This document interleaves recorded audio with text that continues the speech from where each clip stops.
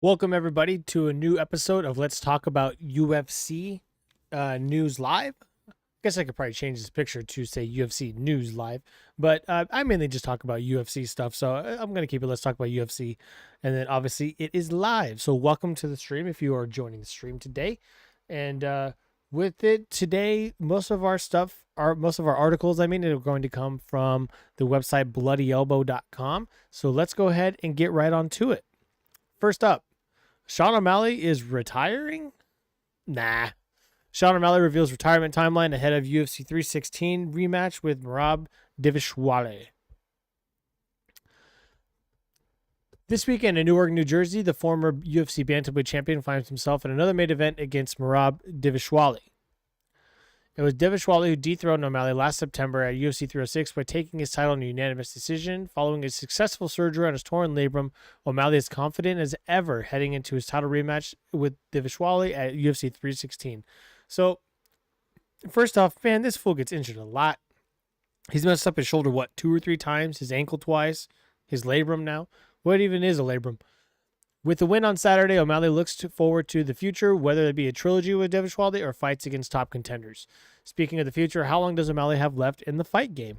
Let's get rid of this ad here. O'Malley says he wants to retire at 37 or 38. O'Malley, 30, celebrated his 10th anniversary as a pro MMA fighter this year. That's so crazy. I remember Dana White Contender Series Season 1 when he was on, when it was Snoop and Uriah. And they were making fun of the guys that lost and stuff, and they're like, "Dude, like it's these guys' career. You guys can't be talking like that." But that was a fun season. A UFC fighter since 22, O'Malley believes he could see himself fighting another 78 years. I want to fight till I'm 37, 38. O'Malley told ESPN MMA, so that's good. At least he's not like, "Yeah, no, I'm kind of thinking about it in the recent future, not in the late future." Otherwise, that means he's just checked out. I'll fight as long as my body holds up, O'Malley continued. For that to be the case, I have to take recovery as serious as I take training, and I have been doing that, and I think it'll pay off. I'm 30 now, so I got some good years in me. Good. I like his confidence. O'Malley admits he shouldn't have taken the Merab fight at UFC 306. O'Malley didn't have the best circumstances preparing to fight Dvalishvili the first time at UFC 306. Far from 100% due to his torn labrum, O'Malley says headlining the $1 billion Sphere was an offer he couldn't refuse at the time. I was proud of my performance considering how I felt going into the fight. O'Malley reflected on his first fight with Dvalishvili. Why don't they just say Merab? It's so much easier to just say Merab. I don't want to have excuses. I wasn't a great champ, but I was a good. Oh, I wasn't. It wasn't a great camp. I thought he said I wasn't a good champ. I was like, eh. It wasn't a great camp, but it was a good camp for what I was able to do. I don't want to say overconfident. I was underestimating Merab's skill. I know how good he is. I just believed in myself that much. So looking back on it, yeah, I probably shouldn't have accepted the fight. I tore my labrum, my hip 10 weeks before the fight. 8 weeks before the fight, Hunter called me and said, "Hey, you got the Sphere." And I was like, I'm not going to turn that down. Can't blame him. O'Malley says he had a premonition he'd lose to Dvalishvili at UFC 306 when a dead owl showed up on his driveway 10 days out from their fight. That's a little weird. I don't care about that. So, Sean O'Malley retiring, still got just under a decade left in him. So he says that's what he wants. Let me know down below. Do you agree? Do you think he can fight till he's about 37, 38? I just don't want to see him have that fight where he's like 33, 34 and he just gets wrecked and then it's just like a 4-year losing streak from there. I do not want to see that for him. I don't want to see that for any fighter. But go ahead and let me know down below what you think. Moving on, sticking with bloodyelbow.com. Kevin Lee smacks GFL with a lawsuit for defamation and extortion. They used guys like me. So let's go ahead and see what he says here to RJ Clifford. Oh, let me unmute this first real quick. And then these last maybe 12 months or so, we were in pretty heavy talks with GFL. They were supposed to be the new startup promotion. They were supposed to be the next big thing. And I got behind them pretty good. The talks were great, but there wasn't no action behind it. And I can't speak too much on the situation because now we're going through legal, and I'll be suing them for some defamation, for some extortion. I think that they used guys like me and used our name in order to get out there and be a major face of the MMA the promotion business, and nothing ever came from it. All right. So I mean, that sucks. I wonder if more of the fighters are going to do what he's doing, like because they had Uriah Faber in there, they had Paige Van Zandt in there, they had Tony Ferguson in there, they had Chris Weidman in there, they had I think was one of the Nogueiras in there or Vitor or somebody like that. They had a lot of really big names in there. So let's read on with this article. The GFL is supposed to hold a 2-day event 2 weeks ago, but the Upstart promotion, which was promised huge contracts and revenue with sharing with its fighters, collapsed months earlier when investors pulled out, leaving the fledgling promotion with no funds. All the fighters were released and they were told they could go sign with other promotions, which many have done. Oh wow, that's crazy! I didn't know that. I thought they were trying to get it figured out. For example, the UFC interim lightweight challenger Kevin Lee recently signed with PFL to compete in the World Tournament. However, Lee is not letting GFL off the hook for using his likeness and promising a lucrative contract. He revealed today during this he's suing GFL for defamation. Yeah, we just heard that. Why does these guys repeat this thing so much? Okay, I don't care with his opinion. So with that, yeah, they have used a lot of big names to blow up their league, and I was really looking forward to it. They wanted it to take place in the off season of the NFL, and they were going to have like their own Super Bowl and stuff. Like it sounded like a really fun idea, and got these old fighters paid. So I'm kind of sad that's not happening. I was really looking forward to getting with my buddies and doing a whole draft and like drafting our own GFL team, and then whoever had the most winners at the end of that won some money or something. But yeah, I don't know. It seemed like a lot of fun, and this kind of just sucks. So I wonder if a lot of people are going to follow Kevin Lee and sue the GFL. And oh man, that would not be a fun day for that guy. But with that, let me know down below what you think. Were you excited for the GFL? Did you want to see any of it? Did you not care? I know a lot of people really didn't give two shits, but I liked it. I thought it was going to be fun. I like seeing these older guys fight. I like seeing older fighters still get paid and just doing what they love to do. So with that, I will be moving on, still sticking with Bloody Elbow. Like I said, their articles are going to be most of today. And the next one is Tom Aspinall responds to comparisons. He's Michael Chandler waiting for Conor McGregor. I don't disagree. It's about time Tom Aspinall moves on from John Jones. For almost 600 days, the interim UFC champion, Tom Aspinall, has been waiting for his chance to prove he's the best in the world. Whether that's with title unification versus John Jones or not remains to be seen. UFC heavyweight champion Jones keeps UFC fans guessing. When he was recently asked about fighting Aspinall, he says he's waiting on the UFC to make official announcement. As for Aspinall, the interim champion has declared himself the undisputed heavyweight champion, believing Bones to be retired. The wait for Jones versus Aspinall continues to this day, with some fans comparing Aspinall's position to Michael Chandler's in a fight against Conor McGregor that never happened. Aspinall says he's not Michael Chandler waiting for one fight. UFC lightweight Chandler waited 2 years for McGregor's return to UFC 303 last summer, only for it to be canceled due to a broken toe injury for McGregor. A year later, Chandler does not seem to have been moved on from the idea of fighting the Notorious. When it comes to Jones, Aspinall maintains he's not waiting on anyone. I see a lot of people comparing me to Michael Chandler, Aspinall continued. Michael Chandler waited for a long time for Conor McGregor and stuff like that. I'm not waiting for one fight. I'm not trying to fight one guy. I'm trying to fight all the guys, Aspinall explained. I'm trying to be the guy at heavyweight who takes out everybody. It doesn't matter who it is. Cyril Gane, Volkov rematch, Almeida, Derek Lewis, Brock Lesnar, whoever it is. He calls out Brock Lesnar. I don't care. I want to fight everybody. I want to fight as much as possible and get some excitement back in the division. Thank you. Yes, I went on a huge rant yesterday talking about how the division is ass. Aspinall says he's not looking to fight John Jones. He just wants to crack at the undisputed heavyweight title. So then it gets into the petition of stripping John Jones. That was talked about on the Good Guy, Bad Guy podcast. Go ahead and give that podcast a watch. Quick little half-hour shows, Mondays and Thursdays. They're a lot of fun. So with that, do you agree with Tom Aspinall saying he's not waiting for the fighter, he's waiting on the fight for the belt? Or do you think people are correct in calling him the Michael Chandler of the heavyweight division, waiting for something that will never happen? I think the biggest difference is there is a belt on the line. There was never a belt with McGregor unless they wanted to make the 165 belt and bring in that division, which I don't think they will. Dana doesn't seem to want to do it. I think they should do it. But with that, I can see both sides of it, especially now that Aspinall says, like, no, he's like, it's just the belt that I'm waiting for. It's not necessarily who's holding it. I will fight anybody. He said it would be cool to knock out John Jones and be the only one to do it.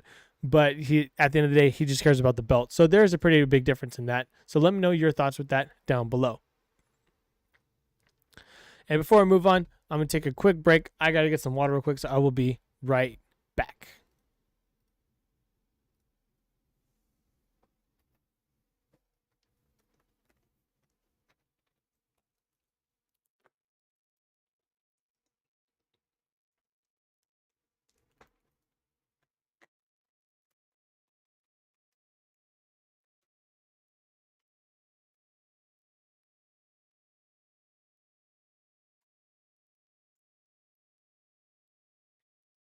Okay.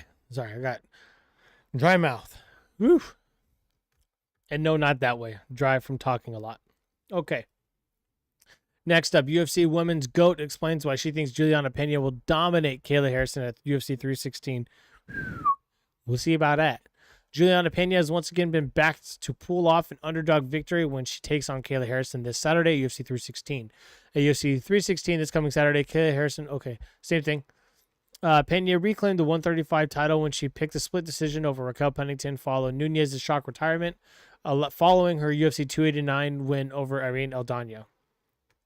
Harrison, on the other hand, has earned her title shot after a comprehensive debut win over Holly Holm at UFC 300, followed by a decision win over Caitlin Vera at UFC 307. See, this Caitlin Vera fight, that was a much closer fight than I think people remember. So we'll see. Valentina Shevchenko predicts that Pena to beat Harrison at UFC 316. Harrison, I see when they said women's MMA GOAT, I thought Nunez was gonna be the one backing up Pena for once. Harrison is widely regarded as the most dominant female or one of the most dominant females in women's MMA history because of her judoka background and heavy ground and pound. When Harrison was able to use elbows for the first time in her career, she left her opponent in a pool of her own blood, and that is an area she would likely look to dominate over Pena. Despite Harrison's continued showcase of dominance, the consensus greatest women's fighter of all time, Valentina Shevchenko, picked the Venezuelan vixen to retain her title in Newark, New Jersey. If we compare it to my previous fight against Manon Furio, she had 12 wins without a break, and she was thinking that a championship fight was going to be the same thing, but it's not the same, Shevchenko told ESPN MMA. You will face different challenges, and I feel the same way about this fight. This is my main event at UFC 316. It's Juliana Pena against Kayla Harrison. I feel the same way that it's going to be a completely different fight for Kayla Harrison, and she will feel completely different because Juliana, she possesses this ability to win and turn a fight from a position where she's uncomfortable to being comfortable. She isn't scared of grappling. She can submit from any position. It's very hard to take her down. Me being a former opponent of Juliana, I definitely like her style, and I like her a lot. I'll be rooting for Juliana. Juliana will do everything double to win.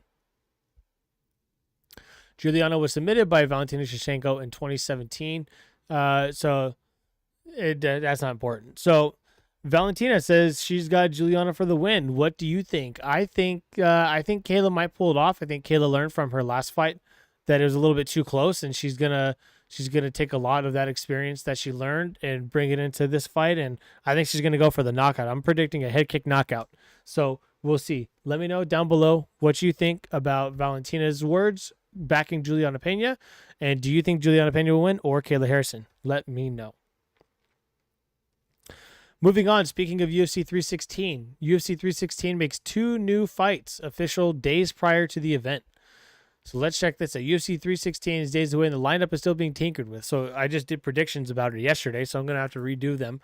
After independent reports in recent days, the promotion made official 2 new fights for Saturday's card. 2 new fights in Newark, New Jersey.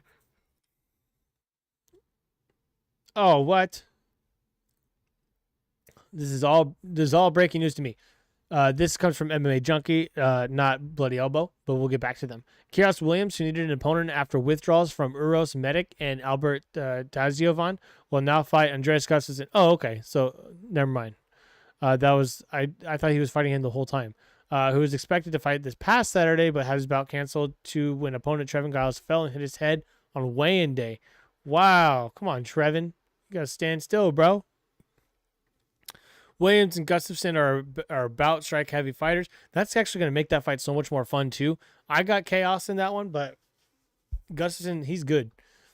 Williams aims to bounce back from a submission loss to Gabriel Bonfim.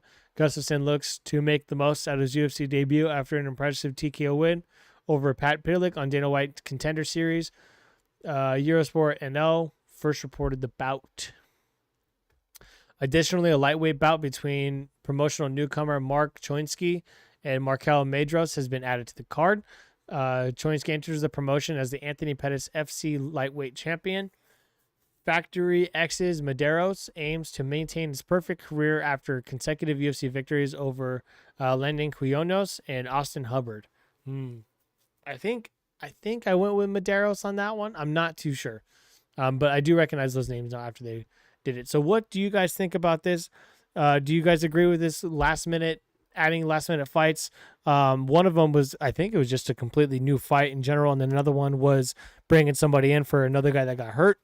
So with that, what are your predictions between those two fights? And do you think they'll be good fights? Do you think they'll be boring fights? Do you think they'll be knockouts? Do you think they'll be decisions? Let me know down below. And moving on to the final topic for today, going back to bloodyelbow.com. UFC Paris announced for September 6th. Fed up fans warn matchmakers, don't you dare book Gane versus Aspinall as the main event. I see why they don't want that, because Gane seems to only fight when it's in Paris, which is really freaking annoying. But at the same time, hey man, Aspinall wants to fight. Jones isn't fighting. Jones is retired. So let's just get this going, man. It's going to be a 1 minute fight anyways. Aspinall's just going to knock him out and he's not going to get hurt, and then he'll just fight in November. UFC on X. We're heading back to France soon, September, for UFC Paris. Cool. UFC fans waited this long for the Tom Aspinall versus John Jones heavyweight title unification fight. It sounds like they're expecting the promotion to deliver it. That's probably why the recent announcement that UFC would be returning to Paris on September 6th was met with an avalanche of comments pushing back against the possibility of Aspinall, current interim champion, fighting former substitute strap hanger Cyril Gane for the undisputed title. Don't you dare book Gane versus Aspinall as the main event, one fan wrote on social media, while another suggests UFC Paris is going to be Gane versus Aspinall. Was going to be. There's very little chance the promotion would book a major UFC title bout for a fight night card on ESPN Plus, although it stands to reason Gane, who's from Paris, remains a potential candidate to headline the September 6th card at Accor Arena. Not against Aspinall. I don't know why. He's such a boring fighter to me. I don't know, man. Who cares? The power punching Brit recently told the combat sports community he's got a date and location for his next fight, but didn't elaborate on the details. Check out the heavyweight top 10 right here to speculate on the possible options should Jones fail to answer the call. I think it's going to be that one, guys. I think it's going to be UFC fight night, September 6th, Gane versus Aspinall, unless they do another stupid defense of the interim belt. Oh, dear Lord, I hope not. But I think that's going to be it. So we'll see. Let's check out the top 10 real quick and see who could be fighting Cyril Gane. It's going to be Cyril Gane in the main event at one point. The heck? I don't care about the pound for pound. I just want to know where the heavyweights are, dude. Bantamweight, lightweight, welterweight, middleweight, light heavyweight. Okay. Heavyweight top 10. So champion John Jones. He's going to get stripped. Tom Aspinall, Cyril Gane, Alexander Volkov, Sergey Pavlovich, Curtis Blades, Almeida, Spivak, Tibera, Derek Lewis, and Tai Tuivasa. I don't know why, but some reason I just feel like every single one of these people except Aspinall and Gane are coming off of losses. I know they're not. It's just how it feels. I could see, man, it's gonna be these two guys. Like you don't want it. Nobody wants it. Everybody wants Tom versus John. It's not happening, man. I don't think it's gonna happen. If it does, it won't be till November, December. I think they're gonna hope Aspinall. I think they're gonna strip Jones. Aspinall's gonna go in, beat the person he fights in under a minute, like he always does, and then they're gonna want him to fight in November. They're gonna want him to go back to back because he's gonna want to be an active champion. So they'll strip Jones. Somebody else will win. Jones will be like, no, I want the title, and then he'll come back. I think that's how they're going to get around it. But if not, Cyril Gane will be the main event. I could see him fighting.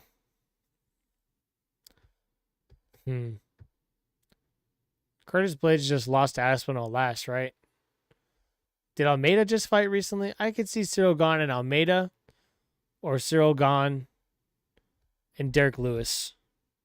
I could see those potential fights, but I don't know. I still got a very strong feeling that it will be Aspinall versus Gone. And the reason why I get that feeling is because here Aspinall said he's got a booked date, whatever. I don't know signed, but he's got it booked.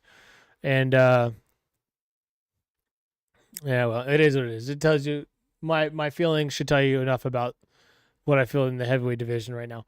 So, but with that, I kind of like the Paris cards. They're like usually in the mornings, mid afternoons. I think I like those ones because when the day ends a little bit early. So, with that, let me know down below, what do you think is the main event is going to be for September 6th in UFC Paris? Do you think it's going to be Gone versus Aspinall? Do you think it's going to be Aspinall versus somebody else? Do you think it's going to be Gone versus somebody else? I think it's going to be Gone versus Aspinall, and if not, it'll be Gone versus Lewis or Almeida. So with that, that is it for today, you guys. Thank you so much for watching. If there's enough news, I'll be back tomorrow. I'll do another show tomorrow around this time, around 1:00, maybe a little bit earlier. We'll see how it goes. Tonight, I work tonight, but I get off around 11. So around 11:30, I'll be doing a live watch party of Ultimate Fighter Episode 2. So be sure to come to this channel and tune in for that. I post clips and a bunch of everything like that over on a different channel called Let's Talk About ... MMA. So be sure to give that channel a like and a follow as well. And with that, I'll see you guys tomorrow or tonight. I'll see you guys tonight for the Ultimate Fighter Episode 2 watch party.